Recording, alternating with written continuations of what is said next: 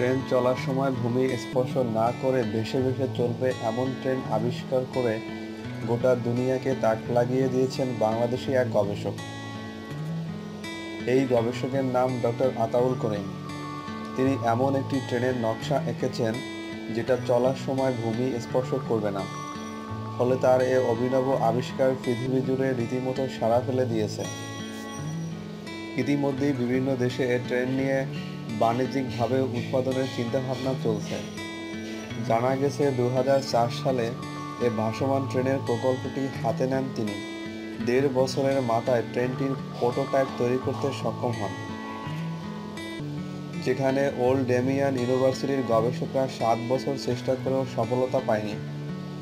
পরের সময়টায় নামকরা বিজ্ঞানীরা এই মডেলটি পরীক্ষা নিরীক্ষা করে দেখেছে, কিন্তু কোনো খুঁত খুঁজে না পাওয়ায় এটা বাণিজ্যিকভাবে উৎপাদনের সিদ্ধান্ত হয়েছে।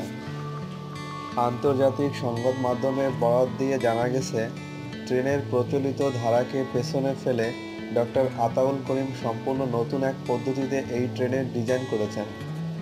এই ট্রেনের গঠনশৈলীও খুব আকর্ষণীয়। এর প্রধান বৈশিষ্ট্য, এটা চলার সময় ভূমি স্পর্শ করবে না। ট্রেনটি চুম্বক শক্তিকে কাজে লাগিয়ে সাবলীলভাবে চলবে। এর গতিও অনেক বেশি হবে, অনেকটা বুলেট ট্রেনের মতো।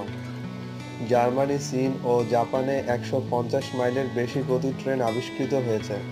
তবে এগুলির সঙ্গে আতাউল করিমের ভাসমান ট্রেনের পার্থক্য হচ্ছে, ওই ট্রেনে প্রতি মাইল ট্র্যাক বসানোর জন্য গড়ে খরচ পড়ে $11 কোটি।